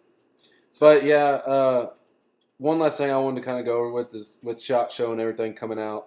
Do you have anything that you see yourself building? Any kind of like new gun builds or anything? Yeah, so I recently purchased a 6-inch 300 blackout barrel. Mm-hmm. I don't know why. I just felt like I think it'd be pretty cool. Pretty cool build. So I'm focusing on that right now. I don't know. I think one of those Aero Precision builds would be pretty cool for a bolt gun. Like a full Aero Precision? Yeah, that bolt gun one you're talking about? Yeah. Yeah. I think that'd be a pretty cool thing. But besides that, I kind of want to get into thermals. I want to get into more tactical stuff like plate carriers, chest rigs, stuff like that. Which we really didn't get into that much on this. I know there's, Farrah Concepts was there, Sporadic Systems was there, all these other TRX Arms was there. All was Onward Research. Mm-hmm. Flannel Daddies. Yeah, Flannel Daddies. Flannel Daddy, yeah. Yeah, I know all 4 of those companies were there. I know there's more companies out there. Those are the 4 off the top of my head. But, yeah, I think getting into those I think that's going to be my next focus. I think I got enough guns to survive me. I need a bigger safe. Yeah. Yeah, I don't really have anything. Right now I want to finish building this. This is almost finished. Got a few more things. I want to get a bolt carrier, trigger, and a few other things. Definitely want to get thermals going into the hog hunting and coyote hunting at night. And, yeah, plate carriers, all that sort of thing. Doomsday prepping, I guess you'd call it. I've been LARPing. Yeah, LARPing. But, yeah, I definitely... that's the thing about the gun world, too, is it's a sickness once you get stuck or stung by that poison, you can't stop. Yeah, you're kind of stuck. Yeah, you may tell yourself it's your one and only one you're buying or building, but everyone knows it's not true. Yeah, let's it's like tattoos. I mean, and because like for you, for example, you just finished that AR and you have 2 spare parts. Yeah, probably. Yeah, so you're gonna build another gun because you have 2 spare parts. I think my next one will be an AR-10 platform though. Yeah, that'd be. I want to do 16-inch 308. Yeah, I probably won't do mine 308. I'll probably do it in 6.5. Oh yeah. Yeah, that way I could use ammo for it and for my bolt gun.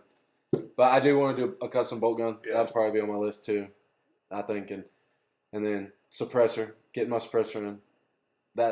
It's top tier. Yeah, top tier right now. That's top of my list. But once I get that suppressor in, that's why I kind of built this AR around too. Is I wanted a better one to suppress than my other one. My other one's a little still working out the kinks on my other AR. I got to get some new gas block, and a few other things, but this one's by far my favorite one now. Yep. The one I spend a lot more time on. But yeah, so I think that's it for today. How long have we been going on? Does this even tell us? No. It's been a hot minute. I know that. Yeah, no, we talked a lot. Yeah. We talked a lot. But I feel like we had some good stuff out there. So if you agree, you like what you're hearing, or just want to show support, hit the like button, review 5-star, whatever, how many stars you think. That helps us. So with that, it keeps us going. Yeah, it keeps us going. We see numbers. Yeah. Probably too much. We probably look at it way too much. I mean, shoot, the first one, when we released it, I think we got like 20 downloads, and we were giggling. The first hour? Yeah, giggling like schoolgirls. I know. It's just, there's a reason why we do it. Yeah. And if no one was listening, we probably wouldn't do it. We are in the works. We've been talking about it. I wouldn't say in the works, but we've been talking about maybe doing like a sort of giveaway or something at like our first 100 subscribers, followers, or whatever. We can do both. Yeah, or even like the a t-shirt, first, gift card, something like that. Yeah, so we do have big plans for this channel. So show support if you like it, and hopefully we can grow bigger and bigger. But with that, I'd say enjoy the outdoors, stay safe, and keep doing your thing.